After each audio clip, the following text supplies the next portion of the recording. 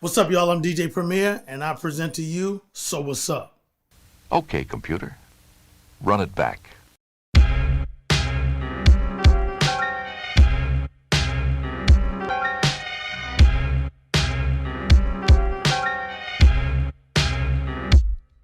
So what's up? Episode 2. We're going to take y'all to a classic. The Notorious B.I.G. first album, Ready to Die. The album Ready to Die contained a song called Unbelievable. Now with this particular song, the album was already done and he was coming out with his first single, Juicy. And we used to live right down the block from Big. We lived on Washington Avenue in Brooklyn. Actually at Branford Marcellus's house. Me and Guru lived there. And we met Big down on Fulton in Washington, which was right down on the corner. Because he used to always hang out with the whole Junior Mafia. Every time we used to go to the store to get our 40s and just have a good weekend. We would always see Big and he would always talk about us working. So when it came down to the album already being turned in, and Juicy was going to be the first single as a definite, he wanted to get a street record for the B-side so he could hold the streets down because he already knew he was going to have radio on lock. Calls me one day, I'm at D&D, and he tells me, man, I need that street banger. I was really so caught up in my time frame of work that I didn't have time to really do a song for him. And I told Big, I don't have the time. Maybe we can do it on the next album. He goes, no, I need that street banger and you got to give it to me. And I don't care if it's just some notes just going bap, bap, bap. And I was like, all right, let me find some notes. I found a dope sample, which we call stabs. Stabs is when it's just bap. That's considered a stab in the production world. So I found a note and it had a little, almost like a shake to it where it goes, boop.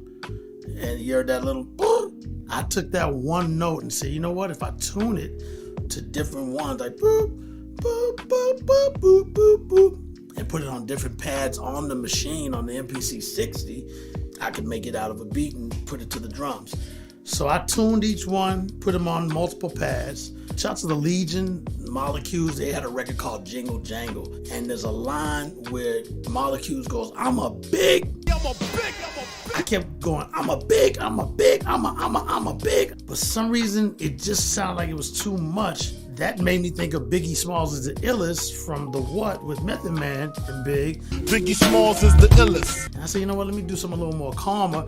And I started doing the same rhythm of what I intended with Molecules from the Legion. And I said, Biggie Smalls, Biggie Smalls is the illest. Biggie Smalls, Biggie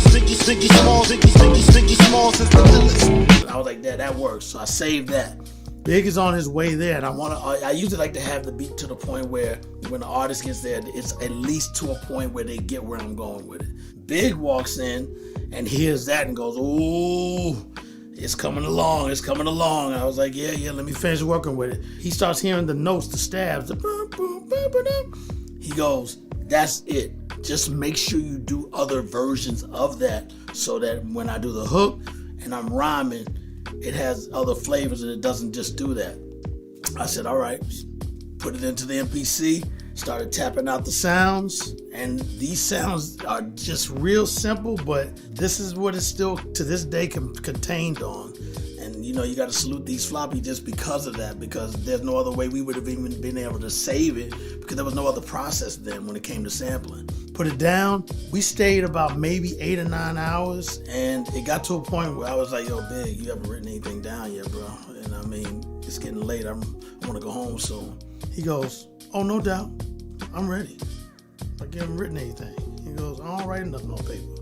Because again, mind you, I've heard all of his album, but I never saw the process of him recording. So to see him just go in and go, live from Bedford Stuyvesant, the livest one, we were like, oh shit, this dude don't even write rhymes. And to have his clever wordplay that he does, and it doesn't do it on paper, that shows you the incredible mind of Notorious B.I.G. or better yet, Christopher Wallace, and how ill he really is as an MC and as a lyricist.